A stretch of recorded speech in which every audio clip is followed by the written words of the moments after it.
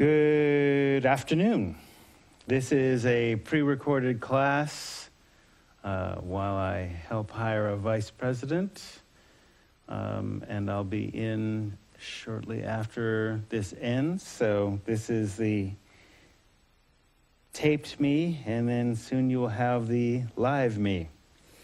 So let's get to it.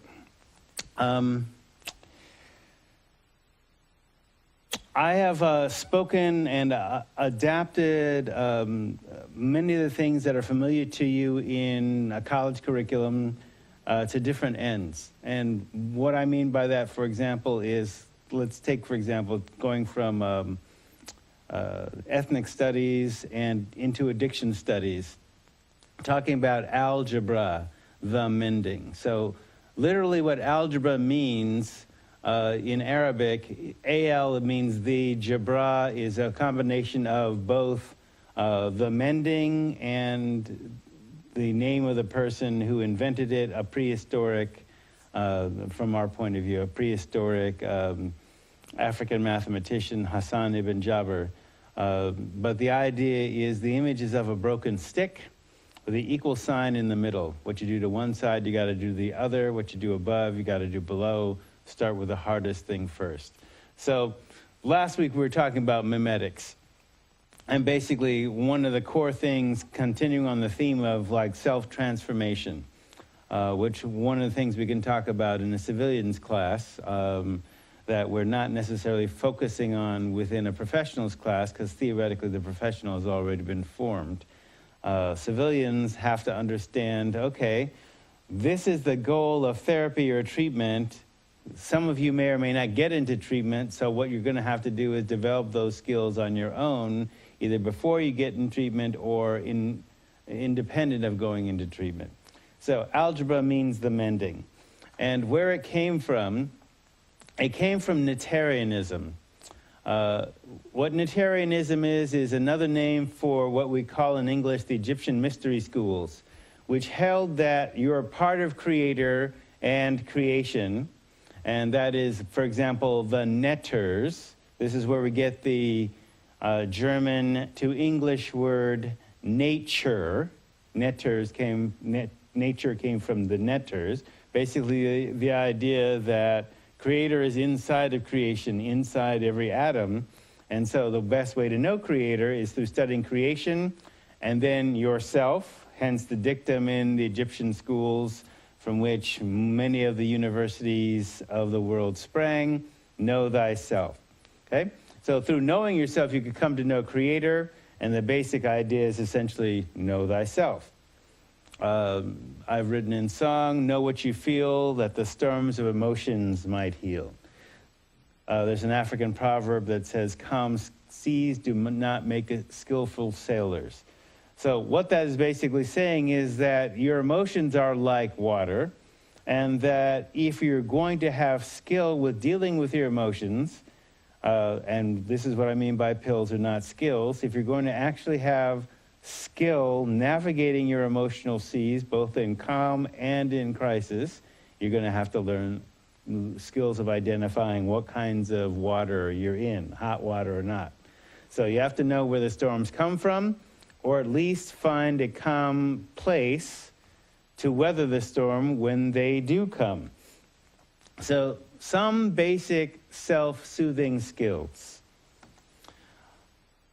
What has been called emotional literacy.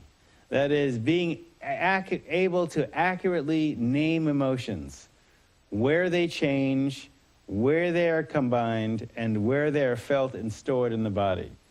Because if you can't do that, then essentially what happens is that they'll give you a drug to simulate the skill without giving you the skill. So for example, in one of your assignments that I referred to last week, a person being diagnosed with ADHD, being prescribed a relatively low potency amphetamine, which is essentially a diet pill, Dexedrine.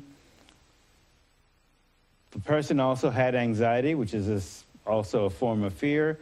So if we had taught her, or she had been taught to deal with her fear without the pill, and to be able to focus her attention, to be able to screen out the distractions, because you already do that.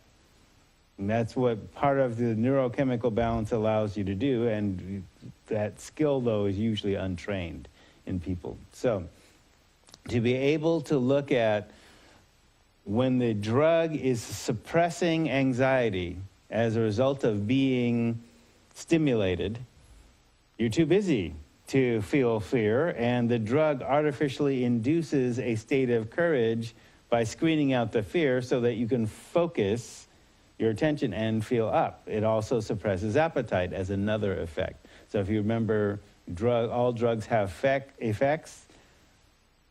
Effects are natural consequences of having the drug affect different parts of your body. So one effect is what you take the drug for. Another effect is another way that the drug essentially affects the body. So amphetamines suppress appetite. So this person, as a result of not taking the drug, the med, as a course of the assignment, experience essentially rebound. So when we talk about, going back to slide if you would, emotional literacy. Accurately name emotions, where they change into other emotions, where they're combined, and where they are felt and stored in the body in their various forms. Like, where do you store grief? Where do you store guilt? Where do you store shame? Where do you store anger? How is depression felt? So recognizing the patterns of feeding used to block feeling. So for example, if your thing is drug combinations, either pharmaceuticals or food, and the drugs that are in food, what kind of things do you do in terms of the patterns you use in terms of comfort feeding, right? Recognize the patterns of feeding you use to block feeling, including the food for thought you've consumed. Now, memetics basically relates to this last statement, because if you've absorbed certain memes as a way of comforting yourself, then one of the things that happens is that may or may not actually solve the problem, but it is what everybody else does, so that's what you do. Even though it might not necessarily work, but everybody else does it, so it never occurs to you to think outside of that. I mean, we can see not only in patterns of belief systems, whether it's philosophy or religion, but you could also look at in terms of one of the ways that ghettos are created. Ghettos are not just physical places to live, they are mindsets. And they are mindsets basically limited to a few square blocks where information is limited going in, and they have a limited worldview going out. That's limited to bare survival, not necessarily moving beyond to see, okay, how do we come to live in this box, in this neighborhood? What are the forces that are keeping us here, and then how may we liberate ourselves? Those questions don't necessarily come up, just like what I've said before. An addicted population is a controlled population. Okay? If you induce ignorance, and that ignorance leads to addictive behavior, then the addiction causes you to focus only on solving the immediate crisis-to-crisis needs of the addiction, and not the larger picture of where did the addiction come from and what is the skill set I need to incorporate within myself to be able to get out of the addiction and also to change my situation and also transform it. You can't ask those questions necessarily within the addiction. All right? So, exercise, moving the stored energy associated with past pain and the fear and avoidance of future pain. So the exercise, not just physical exercise, that helps, but also the mental, emotional exercise of recognizing where you've stored the pain and the patterns you've used to block the pain is a way of getting out of those things. So moving that stored energy associated with past pain, where it's been stored in the body, or the patterns that you use to deal with certain things emotionally, and the fear and avoidance of future pain, okay? This is where the body is the subconscious mind. So, where are your pain, loss, and fear stored within your body? So, this could have been actually a separate paper, and this is going to be a separate exercise for you going forward when the class is over, because we're basically in the last week of it. So, some other basic self-soothing skills.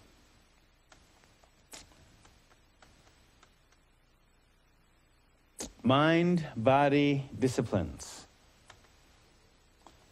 So, for example, in place of drug therapy or addictive drug therapy or addictive processes, things like walking in nature, walking in the park, or just simply taking a walk in a neighborhood or whatever, on a track, or, this is Track Town, so, wherever this broadcast is going. So walking in nature, martial arts, yoga, prayer, study, meditation that is sitting in stillness, as well as meditations that are practiced with mantras and other things, focusing the mind, as well as defocusing the mind.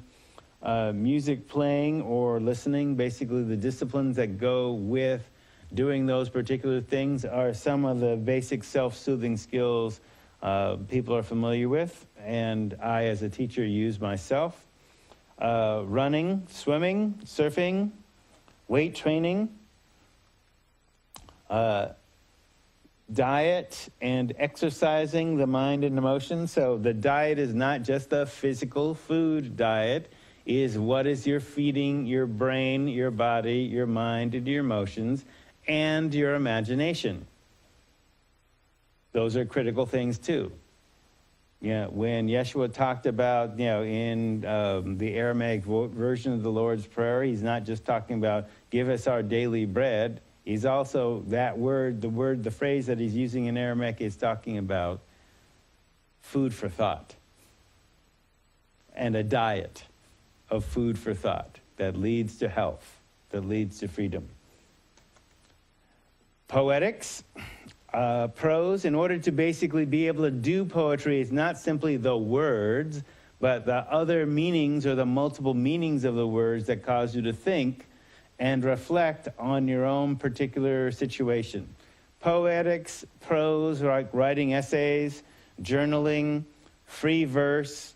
Free verse is simply letting whatever comes and whatever order it comes. So, for example, there is a meditation or a practice suggested by Swami Alice Coltrane, the jazz musician. She talked about anger burns, meditation heals, meditation soothes. So she suggested, sit down for 10 or 15 minutes, however you do your particular meditation, and then after that, free write for another 10 minutes or so. So basically taking the time to look at, all right, I'm sitting still. What's come to me in this particular time period?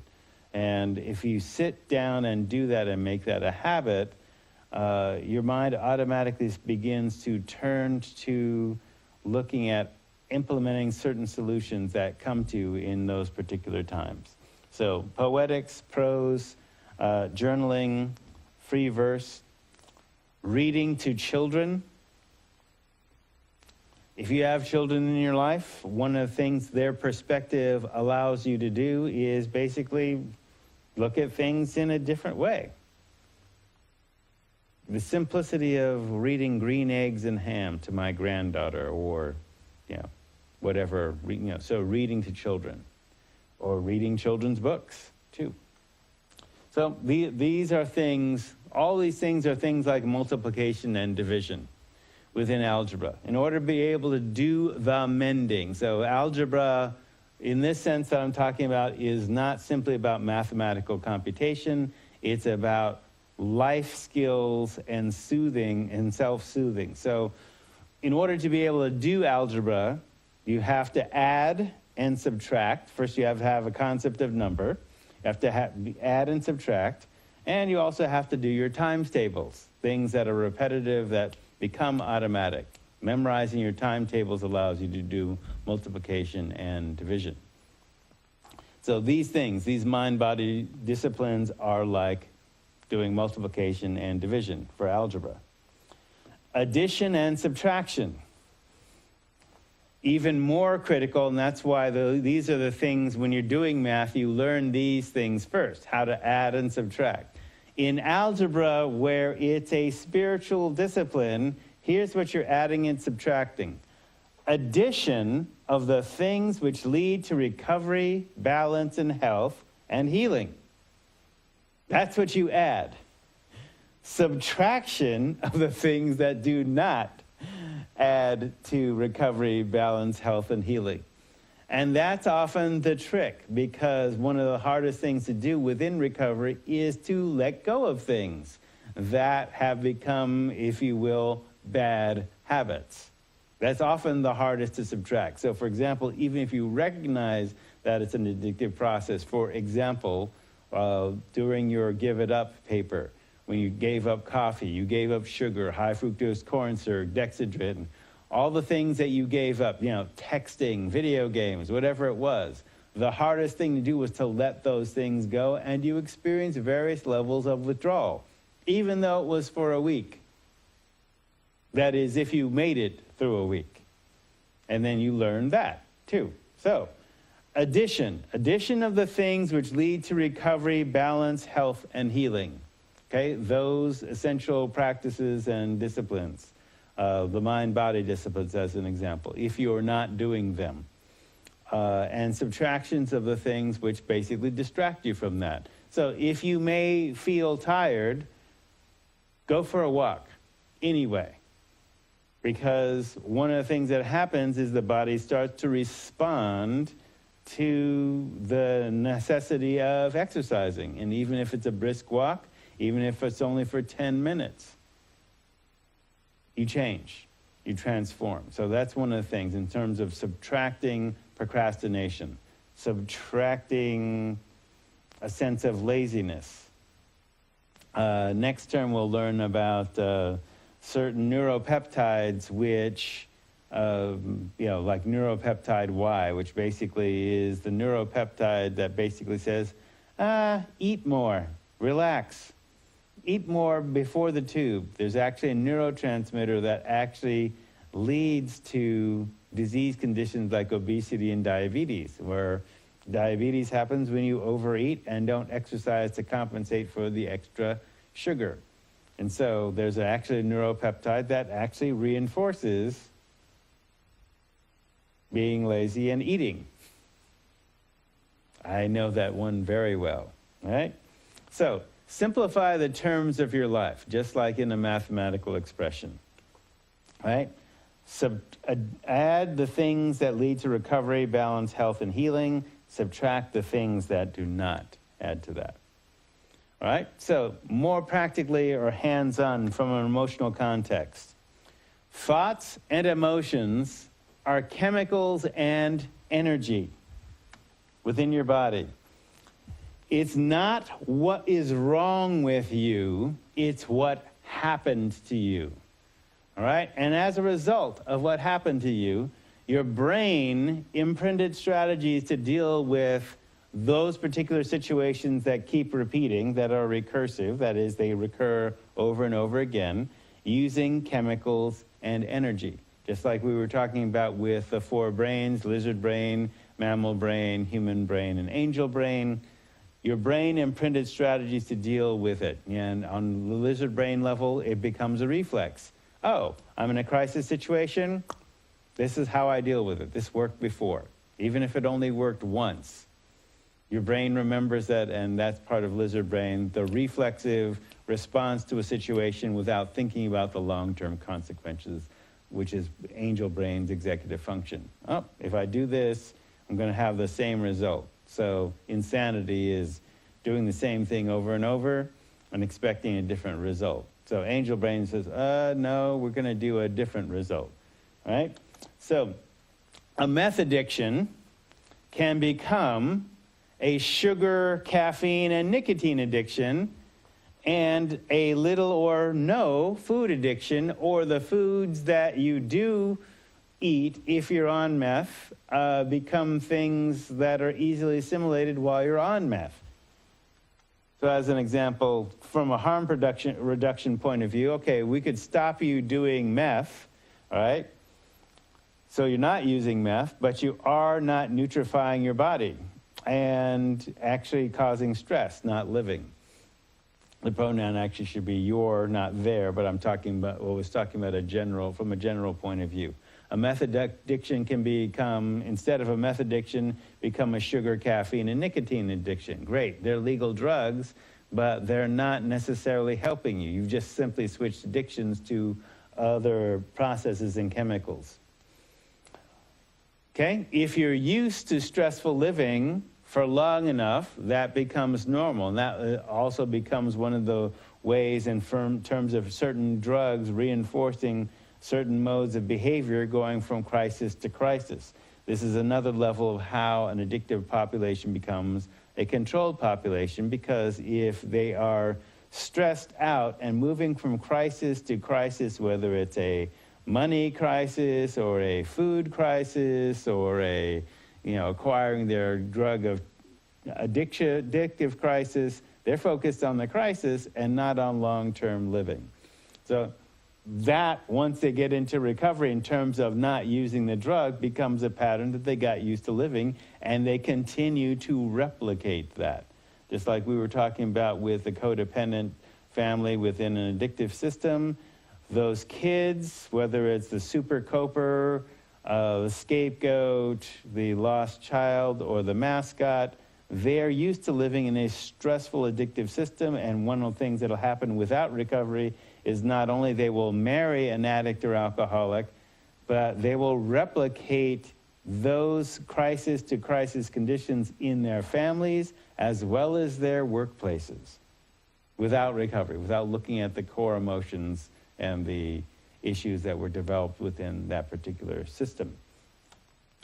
So changing towards a more healthy pattern when you've been used to and have normalized a stressful living, trying to change towards a more healthy pattern becomes abnormal from that, because it feels weird. Wait, there's no crisis? Wait, I'm waiting for the crisis to occur. Where is it? I know it's going to happen, right? So it's kind of like in earlier stages of recovery, the brain, in reacting to a substance, is kind of waiting for the safe to drop. From the point of view of the brain, a drug is like dropping a piano or a safe on it. And so in early recovery, the brain is waiting for the safe to fall, not experiencing the safe falling on it. It goes to boredom. And Americans don't like boredom, so what do? They distract themselves, not necessarily with a drug, but with a process.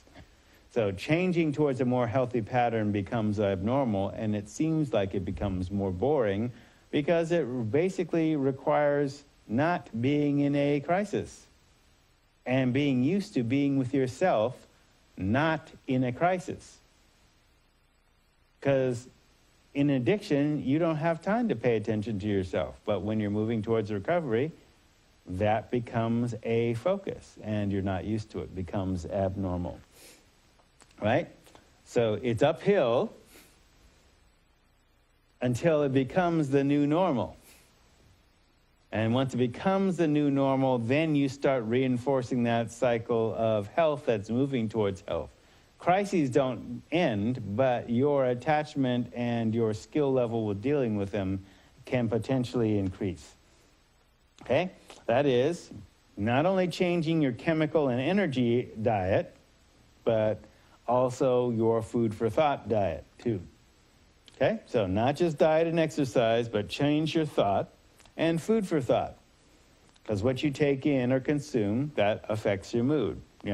Television, movies, etc. Okay?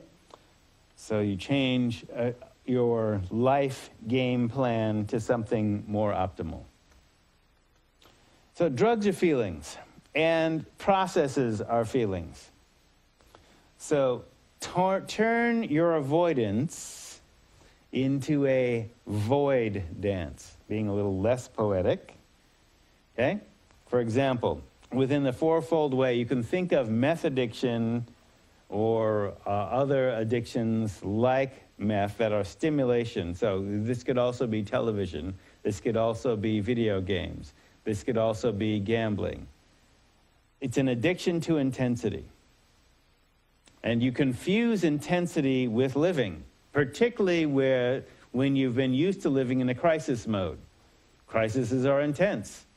They basically focus your attention on one thing to the exclusion of others, or a set of conditions to the exclusion of others. Meth and amphetamine class drugs simulate being in crisis instead of being calm and centered in a crisis and reducing the crisis or reducing the crisis's effect on you. So one of the shadow sides of the healer, because the healer pays attention to what has heart and meaning. And the opposite, or the shadow side of the healer, is addiction to intensity. Okay? So one of the things that often happens within a meth context is, you substitute candy, chocolate milk, caffeine, cigarettes, high protein. Basically, these are often ways of extending or simulating a meth high.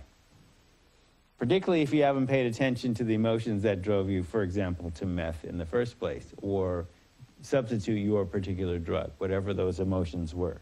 There could be different ones, and we'll often talk about that within the pro class, because it's the pros that are expected to basically talk people out. It's not that civilians aren't, but got to make a distinction somewhere.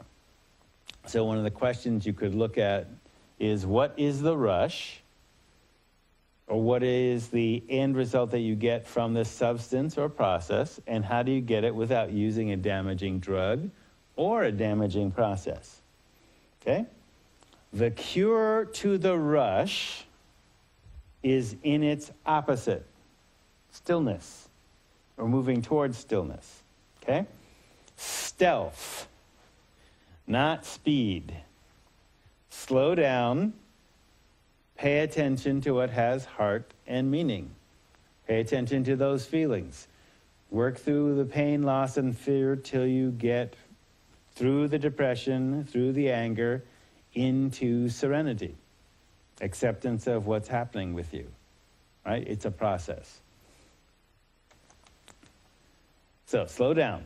Pay attention to your body's wisdom or your own wounding, and apply the correct healing. Now, what the correct healing is depending on the message that you got from the wounding, because you learned a lesson. So, for example, let's say metaphorically the wound is a splinter. So, take the splinter out. If the splinter is wood, that's good, but take it out. A glass splinter, make sure you get all the glass out. Blood obscures it, and one of the signs of that is there's still pain. So if you step on broken glass, for example, you get a glass splinter in your foot, you can take out some of the obvious shards, but if there's still pain when you walk on it, there's still glass in there, and you have to actually work on it to have it extracted, or have somebody else extract it as a splinter. So, for example, then, personal, family, or multi-generational trauma. Even if you don't know the causes of the trauma or the entire story. So, if it's personal, it happened to you. But you may have suppressed, through PTSD processes, you may have forgotten the trauma, and it's just coming up, for example, either in dreams or in flashbacks or in strange mood changes. Family. If a trauma happened in a family member, they may or may not be talking about it out of shame. Multi-generational trauma. If it happened to your people, it is still going to affect you epigenetically, as we've learned this term. So even if you don't know its causes or the entire story, you can read its effect on you and in others in grief, guilt, shame. Back to slide, please. In grief, guilt, shame, and how it's medicated. Alcohol, opiates, multi-generational meth use, pot use, etc. Right? So understand, if the narrative that is the story of your people has been one of, oh, well, stereotypically, you know, we're Russians, we drink, we're Germans, we drink, we're Irish, et cetera, we're heavy drinkers, there's a reason why that is. There is a trauma that has been internalized and not necessarily dealt with in the process of becoming either, in our context, Americans, or recovering from the trauma of conquest somewhere back in your history. And then these addictive patterns have been institutionalized within culture. So culture, while I've talked about it as being a healing, isn't always healing. Sometimes it's a response, and a collective response to trauma, right? So even if you don't know its causes or an entire story, you can read its effect in grief, guilt, shame, and how those things are medicated and how they've come to be patterned. So one of the things I've attempted to do within this class is basically say, okay, medically, okay, there is, and we'll talk about this when we go over the midterm in the next class session, not today, which would be Tuesday, but on Thursday, when we basically discuss the preferred answers for the midterm and why they're the preferred answers for the midterm. There is a safe and effective dose for alcohol if you, A, are above legal drinking age, B, not subject to any physical or mental conditions that are made worse by alcohol, C, not pregnant, right? And if you meet all those conditions, stay under legally drunk, and preferably 0.02. Okay, so if you follow the instructions that are not printed on the bottle, but should be, that I've taught you, 0.02 is the blood alcohol level. There's no real reason to exceed 0.02. All our problems with alcohol are a result of overdosing. An intentional, societally condoned, reinforced and socially reinforced through advertising by not talking about it, overdose, right? So I can hydrate, but sometimes a jug like this is sold as a single serving of alcohol, right? So part of the challenge that comes with dealing with addiction is that socially condoned levels of addiction have remained in place, okay? So one of the things that you can look at as civilians is, what is the feeling the drug or process is attempting to heal? Okay, name those emotions, look at how they change intensity or change form, as well as combine. So when you think of, for example, polyaddiction, the cure, like with polypharmacy, that is, so polyaddiction is many addictions, polypharmacy is taking many drugs in combination, has to be meeting the goal of the addiction with a healthy behavior. So you meet polyaddiction and polypharmacy with a healthy behavior. That is, so the healthy behavior was using less or not using at all, and not using potentially dangerous and addictive combinations. So addictive behavior is goal-oriented. If it's lizard brain, for example, then the goal is immediate. Relieve the discomfort without looking at long-term consequences. Okay? Replacing that from a higher brain function, usually angel brain, replacing it with a skill of self-soothing. That is, being able to sit with the discomfort long enough, let it go, watch it fade away. I mean, this is a basic skill, end goal of meditation, where it's uncomfortable, it's boring, but that's initially. But what happens as long as you sit with the skill and move through those stages of boredom and discomfort, you begin to notice how your mind has been conditioned to work and reaching a different level of it. Okay, so replacing it with a skill of self-soothing, being able to sit with the discomfort, let it go, watch it fade away. You might not have known you were holding on to it that tightly because you thought it looked good on you. But letting it go will help you more. So the Fourfold Way is one model of beginning to make a transformative change. Fourfold Way. 4 ways of the Fourfold Way. The warrior, show up and be present. The right use of power. The healer, pay attention to what has heart and meaning. Extend love. Visionary, express creativity and vision. Tell the truth without blame or judgment. And the teacher, model wisdom. Be open to outcome, but not be attached to outcome. And also to be mindful of the shadow and addictive sides of the Fourfold Way.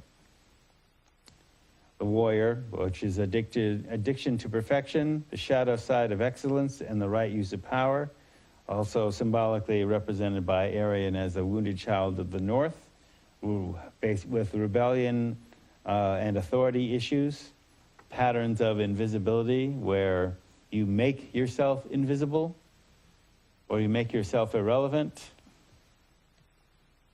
The healer, addiction to intensity, the shadow side of love, the shadow side of not feeling. The wounded child of the South, you have been wounded, and you need to attend to that wounding and basically become more self-sufficient. Otherwise, it becomes neediness, and you become a martyr, and there's other addictions that develop from that. The visionary, since the visionary is about telling the truth without blame or judgment, fixation on what's not working instead of seeing solutions and implementing those. It's the shadow of the 4 ways of seeing, which within visionary, intuition, that is the inner teacher, insight, being able to see inside yourself and see correspondences in the world, perception, being able to not just see with the 5 senses, but also extend that to the 12 senses. Vision, the wounded child of the East. So the 4 ways of seeing: intuition, insight, perception, vision. So vision is not necessarily seeing what's happening now, but also what could happen or what may happen or what you want to happen, being able to move towards that. The wounded child of the East, deny your own truth, self-denial, and false self-esteem. The teacher, the shadow side of the teacher is the addiction to the need to know.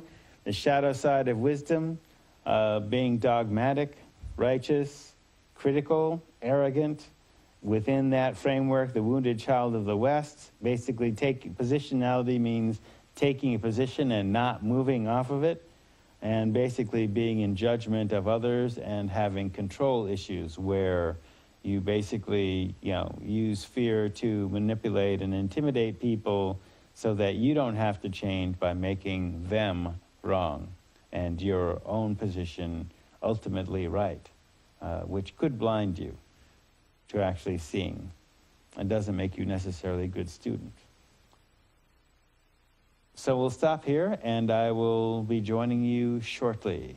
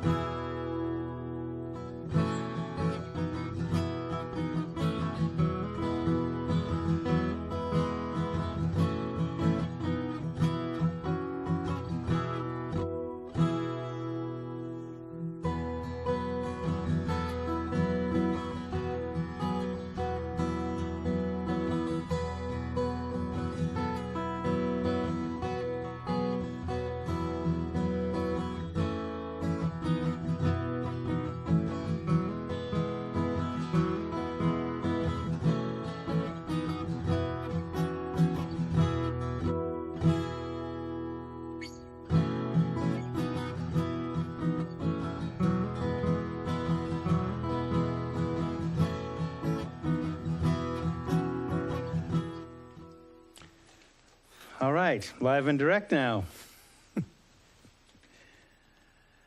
Let's see, I think where we left off, if I recall correctly, since I did set this up, we're talking about the Fourfold Way. And that's one model. So in the 4 ways of the Fourfold Way within Angeles Arrien's work, the warrior shows up and is present, the right use of power. The healer pays attention to what has heart and meaning and extends love. The visionary expresses creativity and vision and tells the truth without blame or judgment. And the teacher models wisdom, and they're open to outcome, not necessarily attached to the outcome. Now, within this broad framework, there's a lot of room for definition and a lot of room for self-expression. So, for example, if I were going to basically use the role of a teacher, you model, personal self-study. How do I implement this in my own life? So, one is you ask the next question. For the warrior, what kinds of power are present? Because when you talk about power, and that's a loaded word. It has a lot of sometimes baggage, a lot of hidden meanings. What I like to do is talk about the human resources, the resources that you have internally. And so one of those is what kind of power exists. So is power like electricity? Can it be stored? Can it be generated? Is power like oxygen, where you need it to breathe?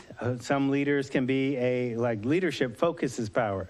So some leaders are like a breath of fresh air. Some leaders use up all the air in talking and it becomes stale. Sometimes there are types of power where it's basically about nourishment, i.e. cooking, or upliftment, i.e. musical. So what kind of power are we talking about? And what kinds of power exist? So when we think about, particularly within power environments that are constructed, when people talk about a power vacuum. So for example, I saw the movie Gravity last night, again. And so space, there's no gravity. Where you're in free fall, there's no oxygen. You have to basically have a self-contained environment, and there are extremes of heat and cold. And you have to be prepared for that environment when you go into it. That's a form of power. When you go into a place that is a power vacuum, like one of the things within higher education, it's a middle-class environment. If you're not middle class, the language is intimidating. So vocabulary is a form of power, because sometimes vocabulary can be used to not only intimidate you, but confuse you because of the tricky meanings of words and the double meanings of words. And you're also supposed to know what those meanings are in advance and not necessarily ask questions. But in a classroom environment, you're supposed to ask questions, but some people don't necessarily do that, right? So they don't feel powerful, right? Because they don't like feeling stupid. And if the instructor, and some people in some environments, like math, for example, if you ask questions, you don't want to seem like you're the only one that doesn't ask the questions. So what kinds of power are present is a question that I've asked myself, and basically then developed different conceptual things around power. The healer, what kinds of love are present? So necessary to feel with heart meaning. So for example, in English, so when you talk about love, as an example, I'm not talking about pop radio and boy-girl songs, right? Because that's usually the conversation. But Taylor Swift is an expert. Taylor Swift is an expert, right? Well, I thought Janet Jackson was. Oh, well, anyway. The idea, in our conversations about love in this culture, where if we even talk about, the love for my guitar is different from the love for my granddaughter or children or wife or job or car or whatever. We use the same word to talk about different conditions and different relationships. Usually in English, they talk about, in terms of a Christian framework, agape. So that's, the Greek word for brotherly love or, filial love. Eros, which is basically erotic or sexual love. But in the Aramaic, Yeshua, when he's talking about loving your enemies, he's basically uses a word for love which is essentially transpersonal. It's spiritual. It's beyond your particular person, your personality. It is a force, a spiritual force that brings things together to create new life in secret. So it's already beyond your particular ego. So when he's saying love your enemies, he's not talking about turning the other cheek. He's basically saying you have to be able to see into your enemy's heart to see what makes them your enemy. Because you might have made the same choices if you were in their same position. If you walk a mile in their shoes, you can actually see where they're coming from. Walking a mile in their shoes, or, there but for the grace of God go I. How do you know that you wouldn't be making the same choices that your enemy's making if you were given the exact same circumstances? So seeing those circumstances and going beyond your particular personality is a way to begin to engage and develop further self-knowledge. And that's what a Heb does in a way that Eros and Agape do not. So that's a whole conversation in itself about what kinds of love we were talking about. If the Inuit, or as you know them, Eskimo, have, multiple names for frozen water, all right? So there's a word for ice you can walk on and ice you can't. Snow you can build an igloo from and snow you can't. Multiple names for frozen water, and we only have 1 to 4, the ones that I've thrown out here, types of different love. Are there more? And what kind of love could that be? So, what kinds of love are present? The visionary. What can you see with what kind of vision? And if part of the visionary's way is telling the truth without blame or judgment, what truths do you tell to whom? Sometimes you, if you remember from the meme lecture where we were talking about the white lie, which was defined by the dictionary as a diplomatic or well-intentioned untruth, what little white lies do you tell?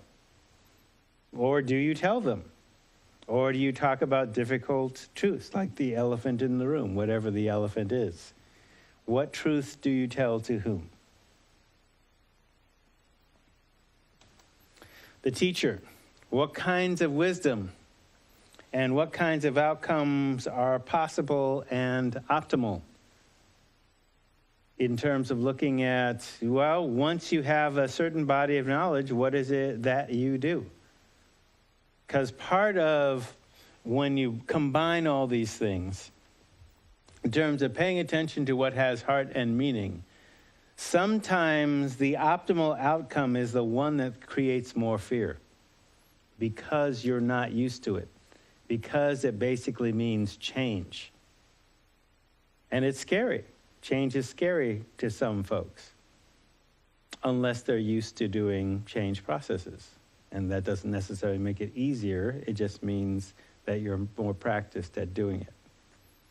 So when I talk about, try and apply this in my own life, and I definitely, encourage you to do that in terms of defining what these things mean for you.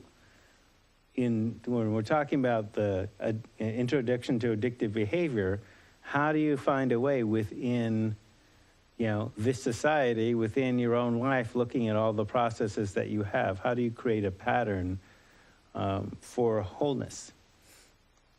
So as an example, and also for some final prep, a little bit of internet addictions education. So this is in the role of the teacher, the role of the visionary, role of the healer, and a role of the warrior. The reason this combines all of these is because currently DSM-5 does not acknowledge that internet addiction exists. Does not. The closest they come is gambling. Even though the majority of gambling problems come from either video poker or internet gambling, even though the internet facilitates sexual infidelity, cybersexual addiction. Even though those things are present and have been present for the better part of a decade, the American Psychological Association is silent on them. So that means, all right, some of us have to basically take the risk, that is the vision, to let's begin defining what that looks like. So that's what I'm attempting to do here from available literature. Okay? So first of all, when you see this question on a final coming up near you in your near future, right? An internet addiction. So internet addiction and cyber addiction is a process addiction. Okay? It's something you do with technology that engages your brain reward system and therefore becomes repetitive. And so that you actually can feel a withdrawal syndrome when you don't do it. Yeah? Is it like that with video games too? Yes. Oh, definitely. You see, because at the very basic neuronal individual nerve cell level, it can't tell the difference between a real event and an imagined one. Okay? A video game is like an imagined event. But you're engaging with this machine. It doesn't matter whether it's, Call of Duty or Ms. Pac-Man. I spent, a very lonely 6 months in Cave Junction becoming a Ms. Pac-Man master. Took me about $200 to do it in quarters. Just imagine what that was like, right? Now, I haven't played Ms. Pac-Man in easily more than a decade, but for that time, it was an addictive process for me. All right? So other video games are like that because people can spend 18 hours on them or 12 hours. So then it has, since the field is just starting to address it, but there's no official word about when it's a problem. So here's a bit of definition. It's characterized by loss of control.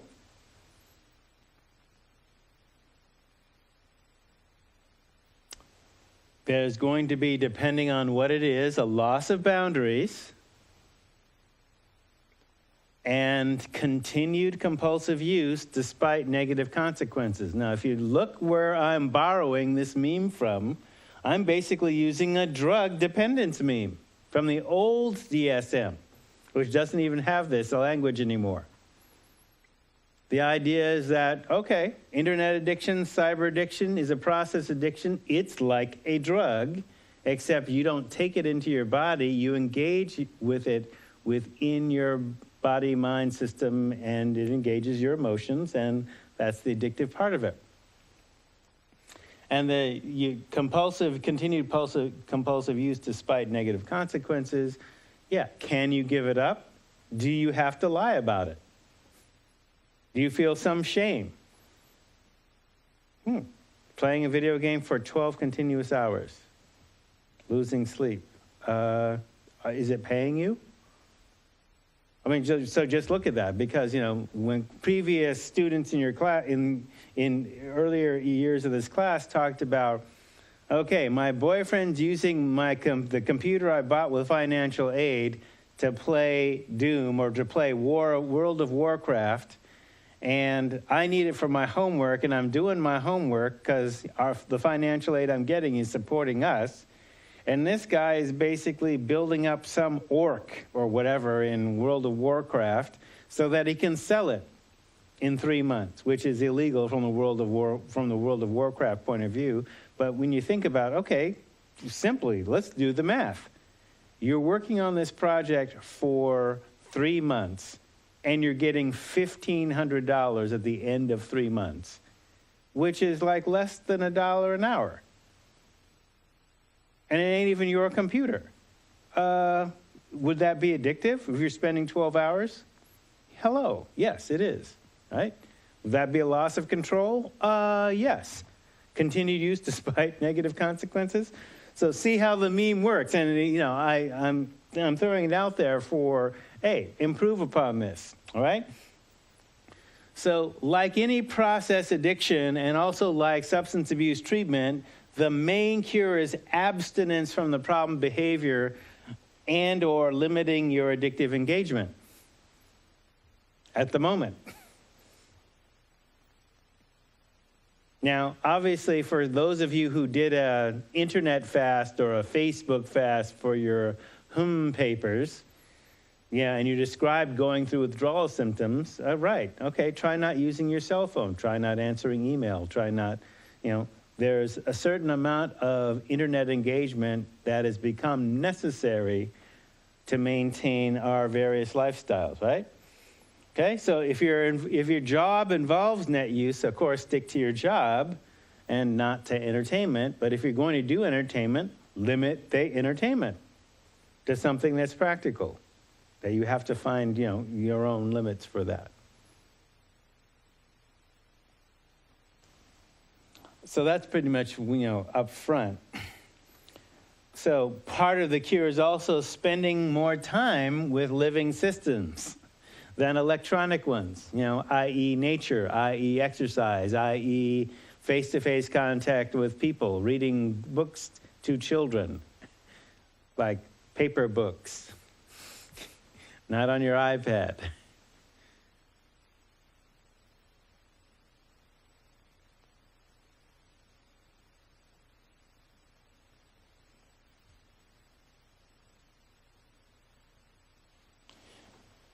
Then pretty much abstain from the addictive behaviors. Enjoin, that means encourage the necessary behaviors that are non-addictive, basically your schoolwork or your essential communications. Just limit yourself to those kind of things.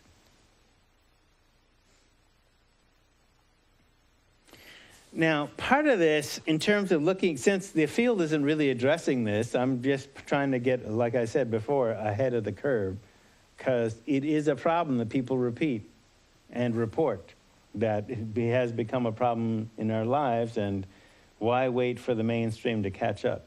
Let's be cutting edge here. Okay, so the following, I actually am going to leave up, and I'm going to skip over because it basically is kind of giving you, I gave you the bottom line on how to deal with internet addiction, and basically the next few slides, which I'm going to skip over, are essentially giving you background information about, okay, you need to understand where the internet came from.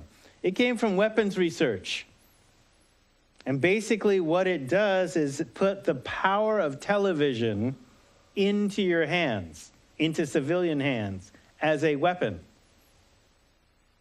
So like weapons, it can be used to deceive, it can be used to steal, it can be used to do a lot of things, as well as a lot of good. So understand that that becomes part of its core mission, and to turn it to good is admirable, but understand there's some inherent problems. So any emerging technology, and I'll give you the source for this book, for these statements.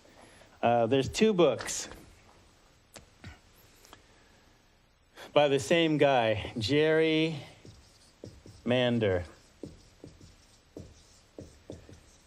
So Mander used to be a television ad executive, and he wrote 2 books in succession. One, 4 Arguments for the Elimination of Television.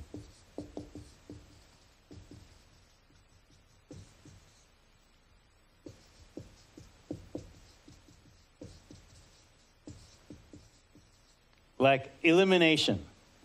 And he was a television ad executive. And the 4 main arguments actually have like 10 sub-arguments in each one. So there's like 40 arguments for eliminating TV. And he basically, and these slides will spell out that particular rationale for doing that. He said, no, not cut down, eliminate. Even educational TV has its drawbacks. Obviously, I'm not advocating doing that. But you should know that television is a drug. I mean, we used to talk about the plugged-in drug.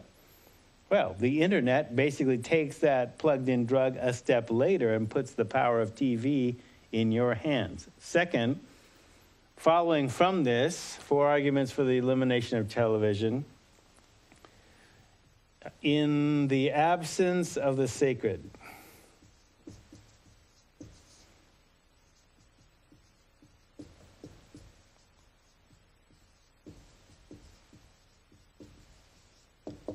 And the failure of technology.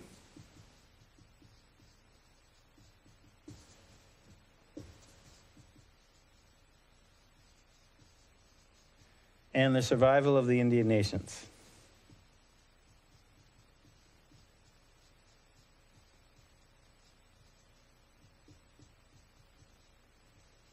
That is Native Americans. Now, there's a reason why he includes them. But he basically does for technology what he did for television in his first book. And that will be covered in these slides, not necessarily covered in the final, but the internet addiction piece is there. So, for example, then, here's an equation I got from a sex therapist about cybersexual addictions. So, the equation for infidelity, okay, reaching out on the internet, or people reaching out for you. First, they say nice things about you. Then they're attractive. And then you both interact well. You say nice things back. Then you start having fantasies, and you start sharing the fantasies, lust, puppy love,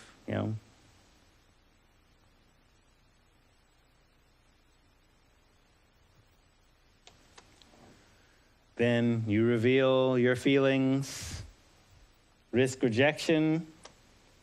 No rejection? Of course not. Who could not like you, especially since you've altered your profile to be ultimately attractive, right? Who would not pay attention to you? Okay, then if you're in a relationship and your partner is found wanting in comparison to the intensity that's happening over this internet relationship that also often remains secret, right? And you experience it as more intense and more intimate than a flesh and blood human being, because now you're revealing stuff that you may be withholding from a flesh and blood human being. So it's the illusion of intimacy. Then if your partner is found wanting, then this is a dated reference, but Jerry Springer time.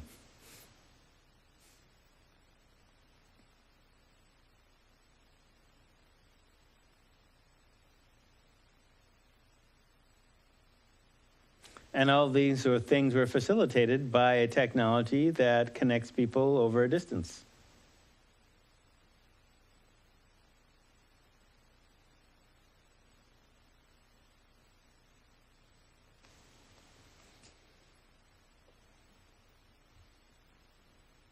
So basically within the meme, it's about essentially understanding this process as it happens, before it happens, and essentially backing out of it.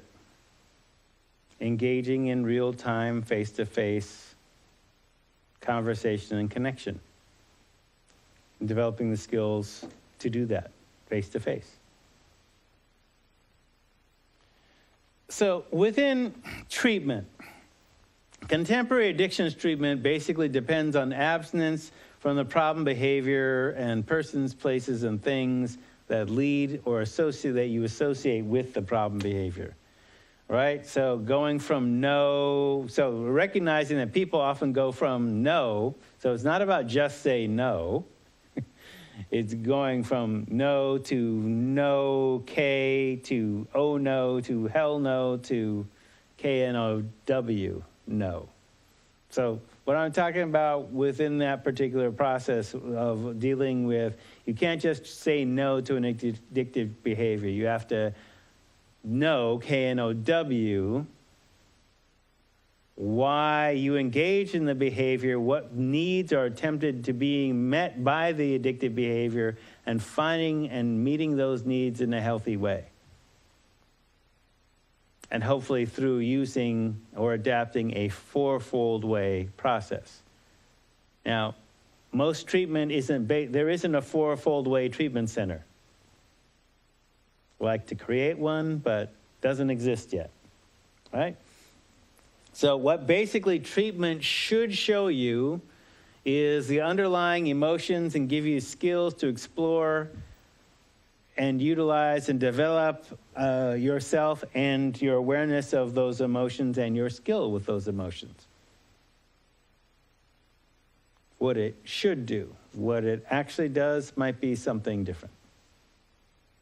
Okay, but basically treatment works, but it depends on abstinence. Okay?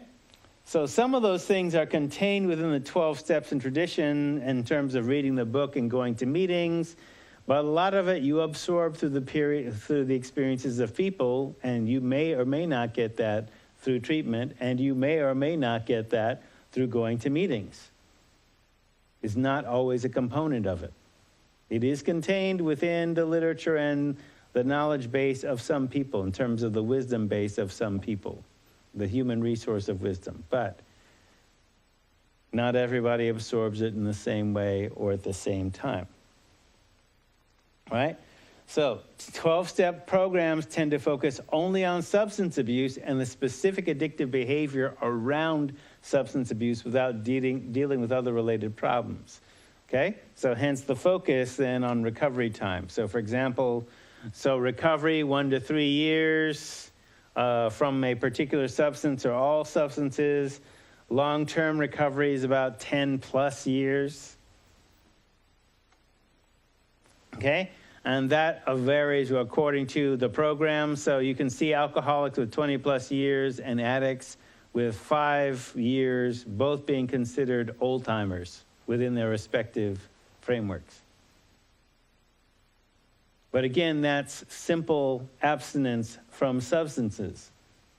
You can still be somewhat of a jerk while being clean and sober. You can also be, a food addict or a relationship addict while being clean and sober. All right, so cultural recovery, where culture is associated with ethnicity, and that cultural recovery is also associated with addiction, basically establishing a healthy, in most cases, pre-contact life way, which was non-addictive prior to America and becoming Americanized.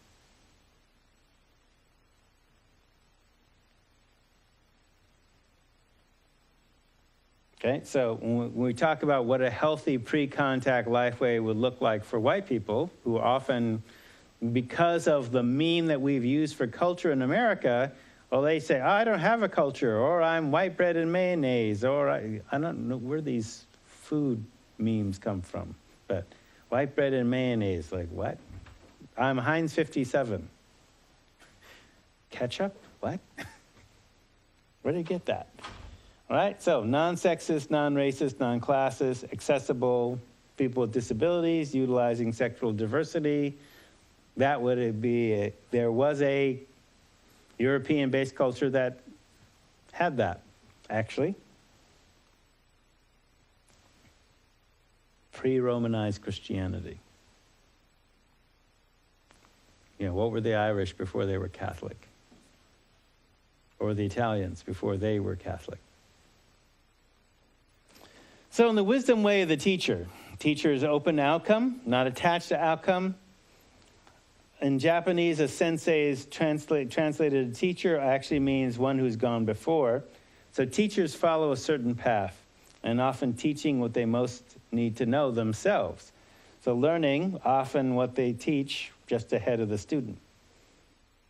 So if you're self-taught, that is, if you teach yourself, then it's being and reading ahead of what you were taught by others, a particular curriculum, or reading where other people don't go. So what I encourage you to do, what I encourage my clients and students to do is, look, just take this as a basic floor that you can build on. I don't know everything. I may know a lot compared to other people, but I certainly don't know everything.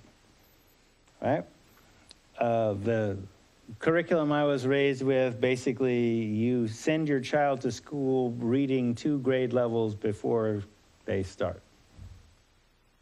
So if they're in kindergarten, they should be reading at a 2nd grade level. I actually skipped kindergarten.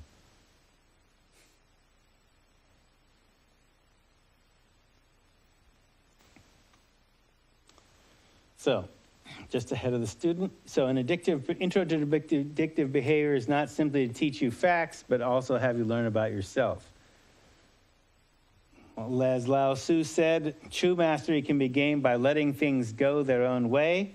It can't be gained by interfering. The way of the teacher accesses human resource of wisdom. So whether an established school system or an apprenticeship, the process of learning and teaching is universal. This is essentially straight Angierian. Traditionally, medicine people taught the healing waves involving plants, nutrition, diet, meditation, right livelihood, right relationship with other living beings. In cultures of tradition, they showed their apprentices and their extended family members how to live, and that became a cultural life way.